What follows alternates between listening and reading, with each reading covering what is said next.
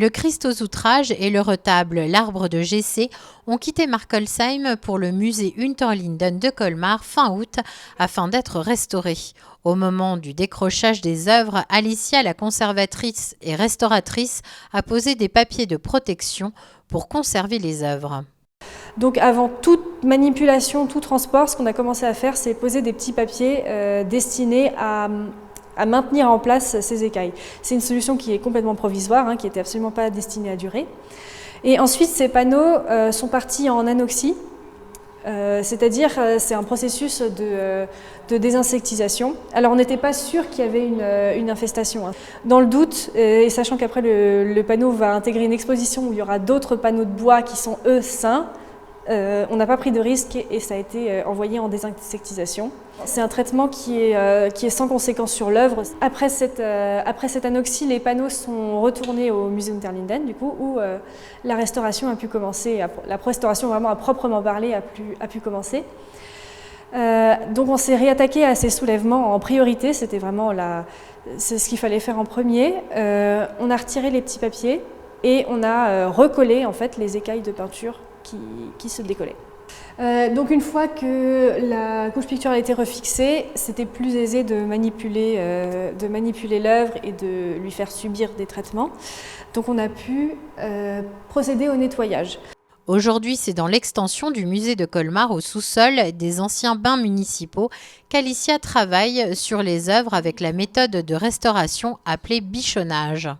Donc on conserve tous les éléments, on va juste enlever la crasse et ensuite on va faire un travail d'harmonisation des repeints pour les faire un peu reculer et qu'ils soient moins visibles parce que là il y en a quand même qui sont très visibles et assez disgracieux. L'hypothèse la plus logique, étant donné le format pour cette œuvre, c'est que ce serait un volet de repeint. Mais au revers, en fait, il y a les traces d'une ancienne statue qui a aujourd'hui disparu, qui représenterait une Madone rayonnante. Et ce type d'iconographie sur un volet de retable, c'est peut-être un petit peu étonnant. Donc, voilà, c'est un élément de retable, c'est sûr, mais je ne pourrais pas me prononcer avec certitude encore sur quel emplacement exact et fonction dans le retable ce panneau avait. Le retable aussi garde encore son mystère, même si Alicia a pu faire quelques constatations.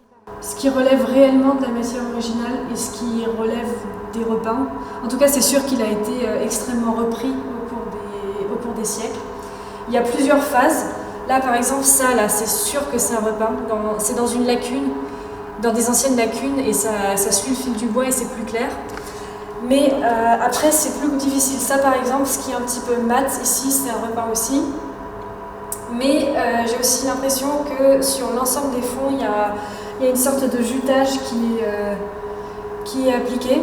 Et a priori, l'ensemble des cernes noires ont été repris. Alors, c'est la dernière hypothèse que j'ai en date, d'ici que je change encore d'avis au fur et à mesure que l'étude avance.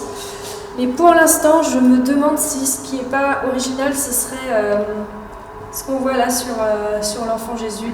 Les œuvres devraient être exposées le 4 mai 2024 au musée Unterlinden dans le cadre de l'exposition Couleurs, Gloire et Beauté. Cette exposition est consacrée aux peintures germaniques de 1370 à 1550 avec près de 200 œuvres des collections françaises.